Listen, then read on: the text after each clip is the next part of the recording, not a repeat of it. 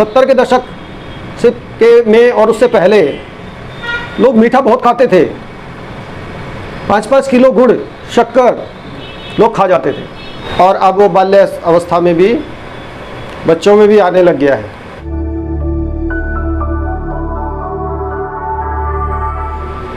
दोस्तों नमस्कार, मैं डॉक्टर रणवीर शर्मा पानीपत से एक बार फिर एग्जैक्ट चैनल के थ्रू आपके बीच में आज हम एक ऐसा विषय आपके सामने लेकर आए हैं जो विषय तो बहुत बड़ा है लेकिन उसका कारण बहुत छोटा है। आप सब जानते हैं कि पिछले लगभग 30-35 साल में एक रोग जो पहले कभी सुनने में नहीं आता था, आज वो कॉमन हो गया है। पहले वो वृद्धावस्था में शुरू हुआ, फिर वो युवावस्था में भी आया, प्रौढ़ावस्था में आया, और अब वो बाल्य अवस्था में भी बच्चों में भी आने लग गया है। इस रोग का नाम है, आप भली भांति परिचित हैं इससे, मधुमेह, डायबिटीज़, शुगर। ये 3 नाम इसके कॉमन हैं जो लगभग सभी लोग जानते हैं। आजकल हर आदमी अपने तरीके से इसके कारण भी जानता है। कोई कहता है मीठा खाने से होता है, कोई कहता है बैठने से होता है। जिसको जैसा मन में विचार आता है वो इसका कारण वैसा ही बताता है। लेकिन क्या वास्तव में ये मीठा खाने से होने वाला रोग है? क्या वास्तव में सिर्फ बैठने से होने वाला रोग है, या कुछ और है?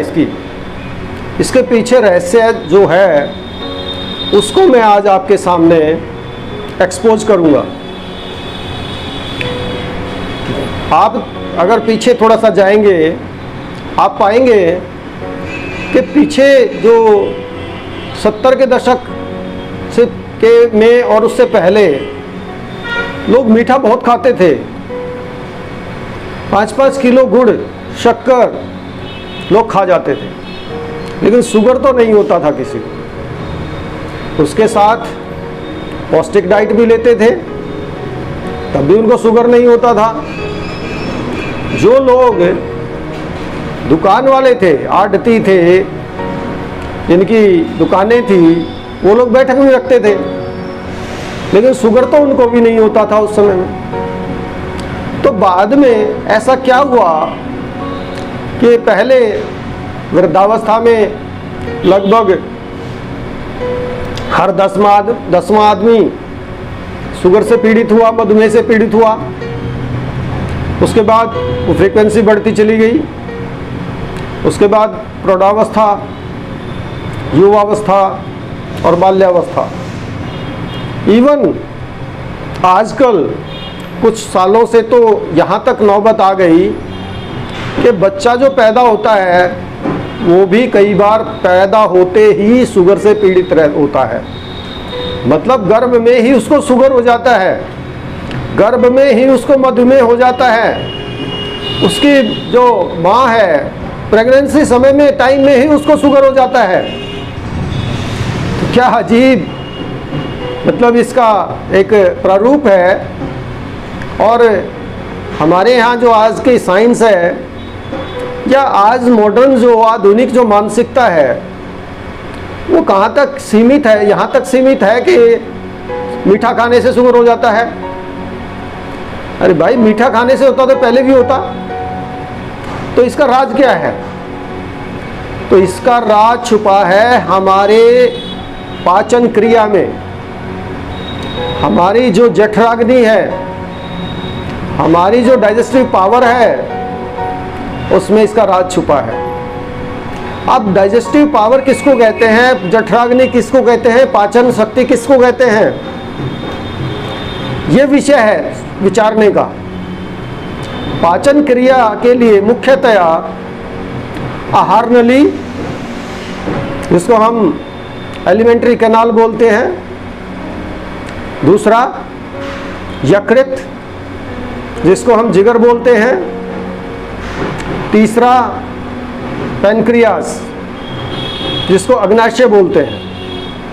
ये तीन चीज़ें, तीन जो शरीर के ऑर्गन्स हैं, ये मुख्यतया पाचन क्रिया के लिए उत्तरदायी होते हैं। तीनों के सहयोग से, तीनों के सही क्रियाशीलता से हमारी जठराग्नि, पाचन क्रिया या उसको कहिए डाइजेस्टिव पावर, वो सम्यक काम करती है। इनमें से जब कोई भी दूषित हो जाता है तो उससे हमारी पाचन क्रिया कमज़ोर हो जाती है या वो दूषित हो जाती है। अगर कमज़ोर हो जाती है तो जो हम खाते हैं उससे जो बनता है वो कच्चा बनेगा। अगर वो दूषित हो जाती है तो जो भी उससे बनेगा वो दूषित बनेगा। और दूषित चीज़ जो है या कच्ची चीज़ कभी भी किसी चीज़ को भी हेल्दी नहीं रख सकती लंबे समय तक। कुछ समय जब लंबे टाइम तक ये विकार हमारे शरीर में रहता है तो वो ही विकार जब लीवर में जाता है तो फैटी लीवर हो जाता है, जिससे लीवर और ज़्यादा स्लगिश, सुस्त हो जाता है काम करने में।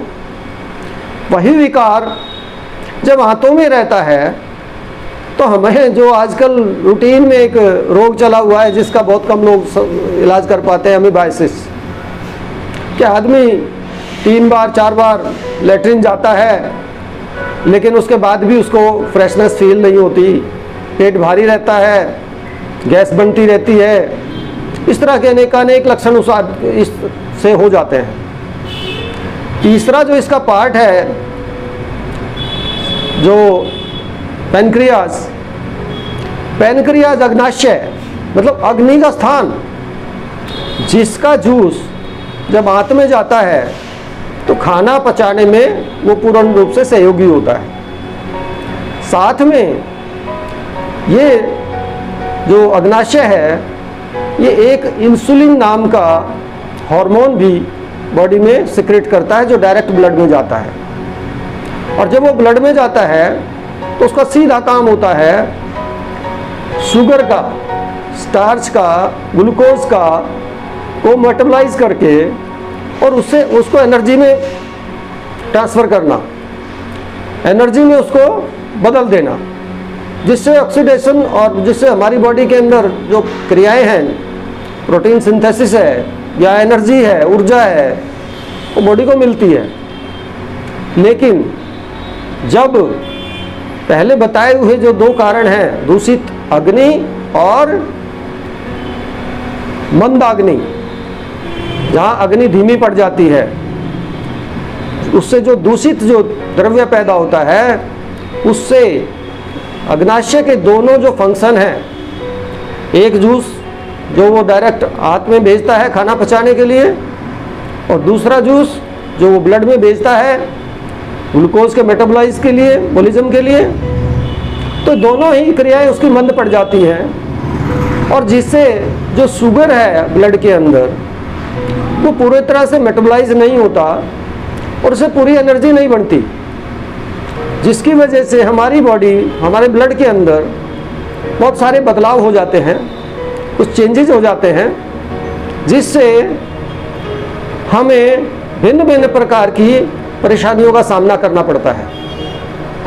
और हम जब उसको चेक करते हैं तो पाते हैं कि ब्लड में शुगर का लेवल जो है वो बढ़ गया है।